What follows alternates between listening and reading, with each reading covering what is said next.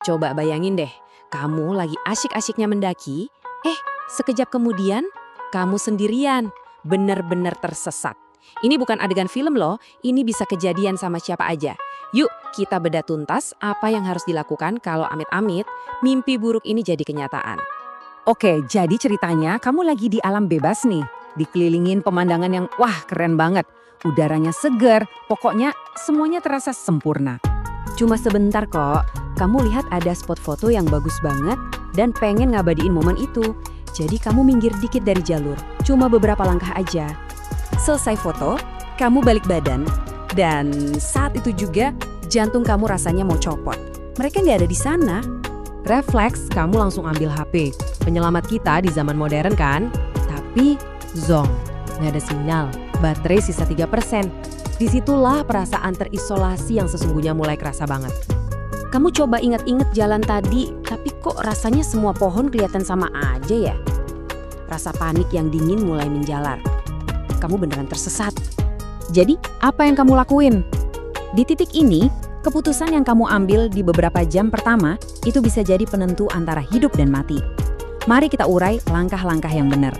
Sebelum kamu mikirin cari air atau tempat berteduh, ada musuh yang jauh lebih bahaya yang harus dikalahkan.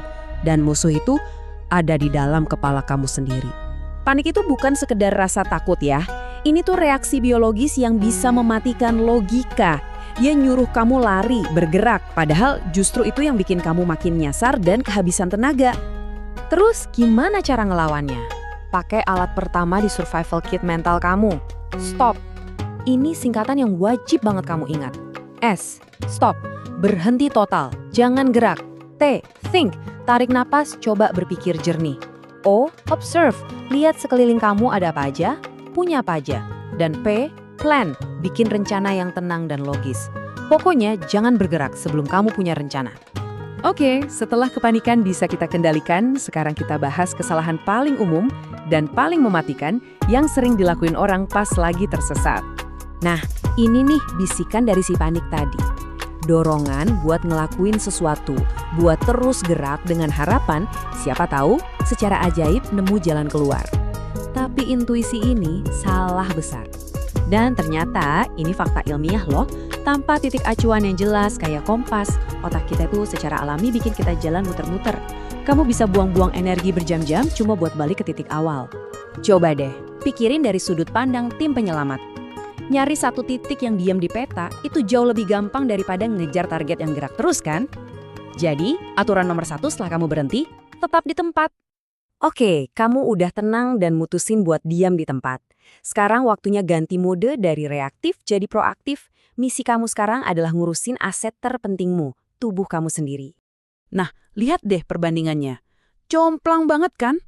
Kamu bisa bertahan hidup berminggu-minggu tanpa makanan, tapi tanpa air, cuma hitungan hari. Ini langsung ngasih tahu kita apa prioritas nomor 1-nya. Jadi, gimana cara nyarinya? Jadilah detektif alam. Pasang kuping baik-baik, dengerin ada suara air ngalir nggak? Cari tanah yang lembab, ikutin jejak hewan, mereka juga butuh minum kan? Dan ingat fisika sederhana, air itu selalu ngalir ke bawah. Begitu kamu nemu sumber air, atau paling nggak udah punya rencana buat nyarinya, waktu terus berjalan. Pas matahari mulai turun, prioritas kamu geser. Kamu harus ngelindungin diri dari suhu dingin dan cuaca. Bertahan hidup itu satu hal, tapi tujuan utamanya kan ditemuin. Jangan cuma ngunggu pasif, kamu harus aktif bantu tim penyelamat buat nemuin kamu. Kuncinya itu kontras. Bikin sesuatu yang kelihatan gak alami di alam. Susun batu gede-gede di tanah lapang jadi tulisan SOS. Gantungin jaket warna cerah di pohon. Apa aja deh yang seolah-olah teriak, "Woi, manusia ada di sini." Tapi dari semua jenis sinyal, ada satu juaranya. Asap. Kepulan asap tebal itu bisa kelihatan dari berkilo-kilometer jauhnya. Jauh lebih efektif daripada tanda apapun di darat. Ini kayak suara raksasa kamu di tengah hutan. Kita udah bahas taktiknya. STOP, diam di tempat, cari air, bikin sinyal. Tapi itu semua nggak ada gunanya tanpa fondasi yang paling penting. Oh iya, satu lagi. Gimana soal hewan buas? Sejujurnya, ketakutan ini seringkali dilebih-lebihkan. Kita bukan mangsa alami mereka. Kalau kamu tetap tenang, kemungkinan besar mereka bakal ngejauh dari kamu. Dan kutipan ini benar-benar merangkum semuanya. Bertahan hidup itu bukan soal seberapa kuat fisik kamu atau seberapa jenius kamu. Ini permainan mental.